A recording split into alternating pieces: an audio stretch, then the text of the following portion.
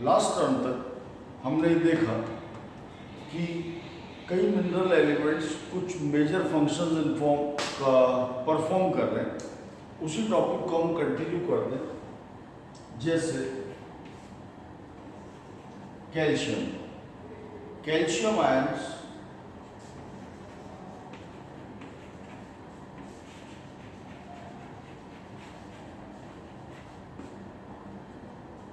जब cell division होता है उस वक्त मिडिल लैमेला के निर्माण में कैल्शियम आयंस का एक मेजर रोल होता है। इसको हम सेल बायोलॉजी में ऑलरेडी पढ़ चुके होते हैं प्रीवियस क्लासेस में। इसके अलावा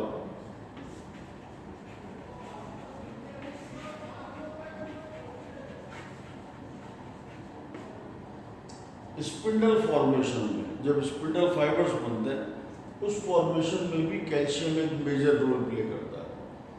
विद दिस हमने कुछ मेजर एलिमेंट्स के रोल्स के बारे में हमने डिस्कशन किया है।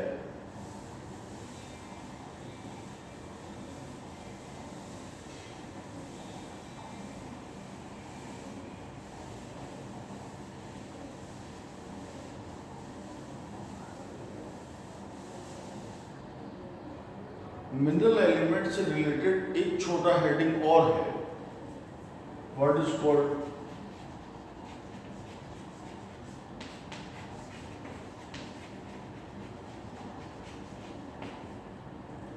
Mobility of elements.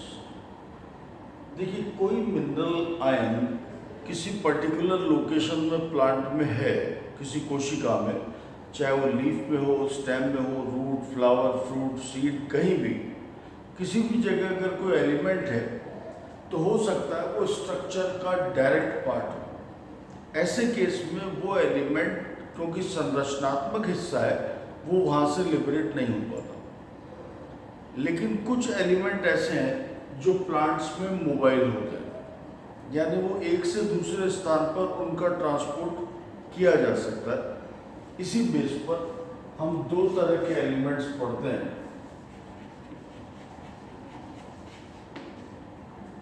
Mobile and non mobile elements. यानी वो जिनका ट्रांसपोर्ट पॉसिबल है और वो जिनका ट्रांसपोर्ट पॉसिबल नहीं है। कहाँ? एक अंग से दूसरे अंग में। cannot be transported from one organ to other organ are called non-mobile. Can be transported from one to other organ in plant are called mobile element. Mobile elements के common examples में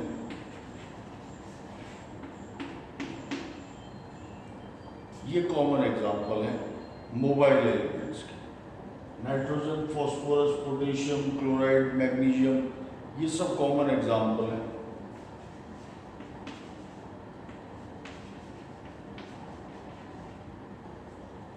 ये एलिमेंट्स नॉन मोबाइल एलिमेंट्स के example हैं।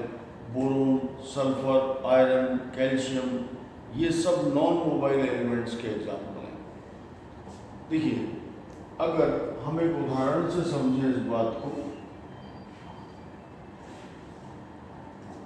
ये एक mature leaf है और ये एक यंग लीफ है।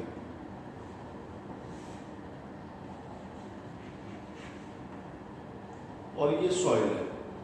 हमने ऑलरेडी पढ़ा है कि यंग लीफ एक सिंक होता है और मैच्योर लीफ एक सोर्स है। मान लीजिए कोई एलिमेंट यहां पर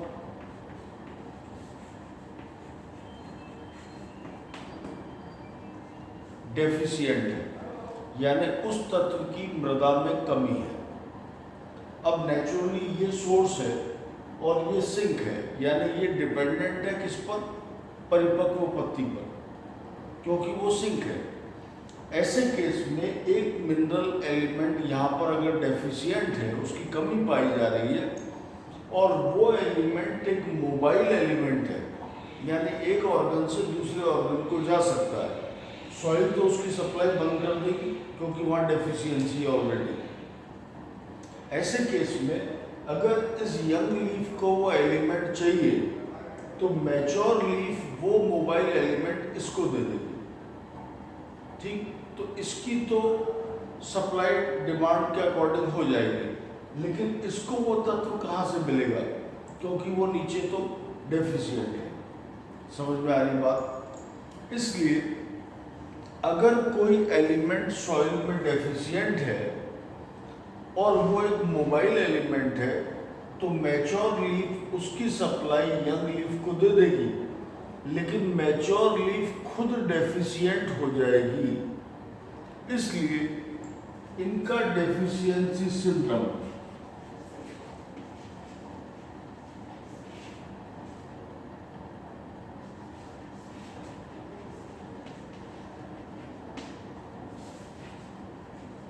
पहले कहां प्रकट होगा, ये खास बात होगी।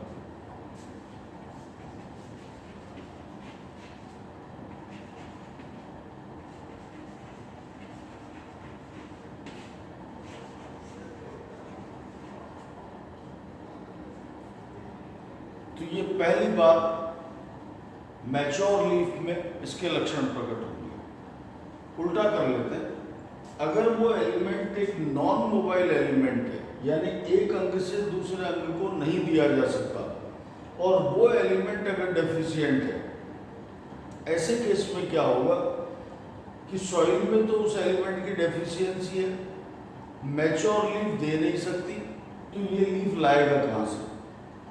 ठीक, इसके पास वो एलिमेंट की सप्लाई नीचे से ही बंद है, मैच्योर लीफ उसे दे नहीं सकती। तो यहाँ जो सिम्टम्स होंगे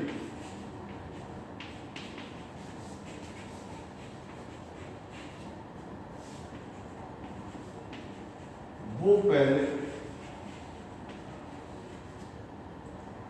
यंग लीव्स में आएंगे। ये याद रखने लायक बात होगी इन दोनों केसेस के लिए। ये 2 मार्क क्वेश्चन है कॉमन, 1 मार्क में इनके एग्जाम्पल या डेफिनेशन पूछी जाती है, और 2 मार्क में इनमें डिफरेंस हमें याद होना चाहिए कि किसी एलिमेंट को मोबाइल और नॉन मोबाइल एलिमेंट कहते हैं, उनकी डेफिशिएंसी कहाँ प्रकट होंगी, उनके उदाहरण क्या है, ये हमें याद रखना चाहिए।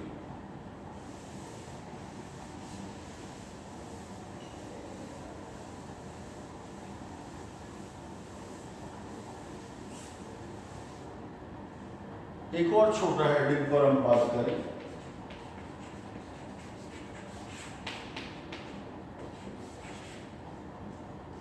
That's toxicity of elements. किसी एलिमेंट को तब विषाक्त कहा जाता है, टॉक्सिक कहा जाता है, जब उसकी सांद्रता, कॉन्सेंट्रेशन दिए गए अमाउंट से ज़्यादा हो जाती है। याद रखें, मैक्रो एलिमेंट्स का कोई अपर लिमिट नहीं है, वो ऑलरेडी ज़्यादा होते हैं 10 mg या उससे ज़्यादा, तो उसकी कोई अपर लिमिट नहीं है। लेकिन माइक्रो एलिमेंट में एक अपर लिमिट है 0.1 mg, 0.1 mg या उससे कम होते हैं, यानी टॉक्सिक वो एलिमेंट होगा जिसकी उच्चतम सांद्रता निर्धारित होती है कि उससे ज़्यादा नहीं होना चाहिए। उस सेंस में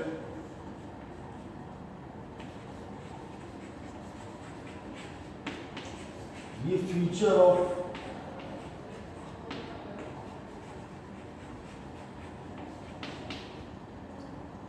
माइक्रो एलिमेंट्स है।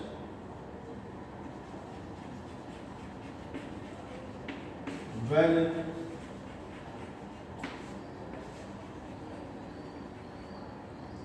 हायर कॉन्सेंट्रेशन, जब ज़्यादा कॉन्सेंट्रेशन में होंगे तभी उस मिनरल एलिमेंट को टॉक्सिक कहा जाएगा। अगर कोई एलिमेंट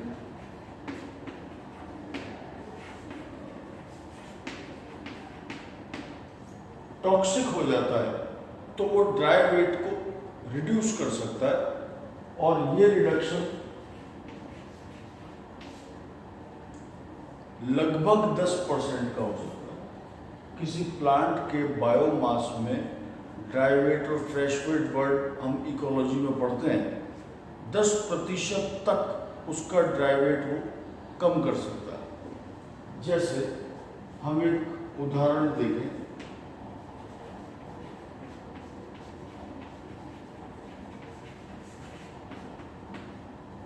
मैंगनीज की टॉक्सिसिटी का। मैंगनीज टॉक्सिसिटी में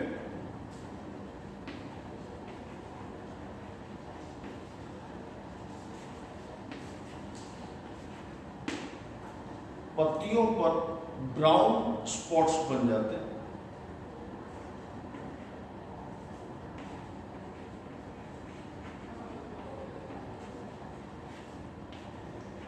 surrounded by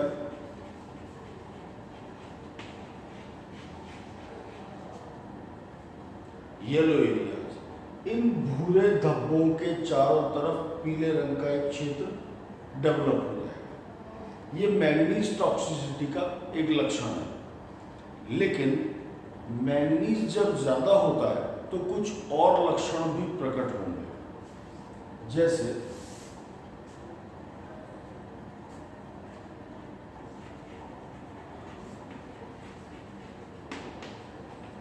it competes with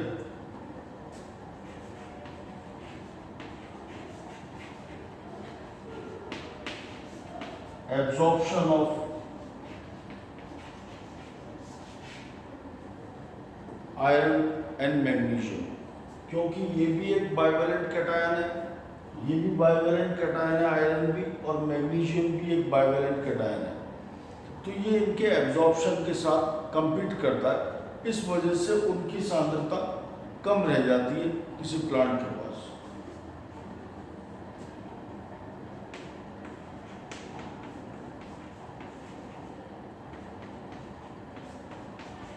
इसके अलावा एक प्लांट में कैल्शियम की अधिकतम सांद्रता की आवश्यकता मेरिस्टेम में होती है। ये कैल्शियम ट्रांसपोर्ट के साथ भी कंपीट करता है, कैल्शियम को मेरिस्टेम की तरफ जाने देने से रोकता है। इसके अलावा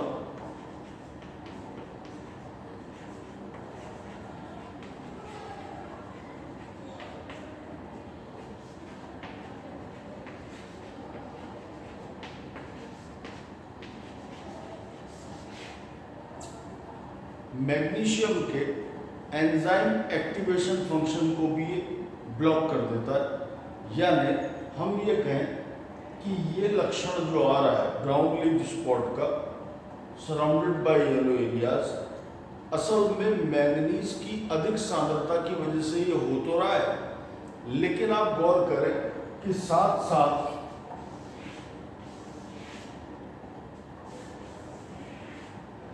इन तीनों के साथ भी ये प्रॉब्लम क्रिएट कर रहा है।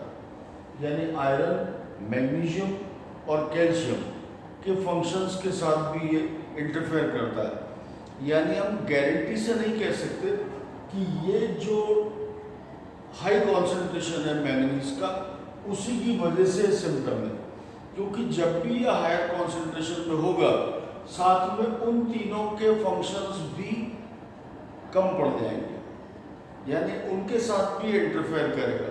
तो हो सकता है इसकी हायर और उनकी लोअर कंसंट्रेशन का एक मिला जुला परिणाम, ये दो सिम्टम आते हैं। समझ आ रही बात? यानी टॉक्सिसिटी के सिम्टम टॉक्सिसिटी की गारंटी नहीं है, हो सकता है वो इन तीन की डेफिशिएंसी का सिम्टम भी साथ ही इन्वॉल्व कर रहा हो। That's about toxicity of elements. बाकी कुछ और टॉपिक्स हैं जो नेक्स्ट टाइम हम डिस्कस करेंगे। Thank you.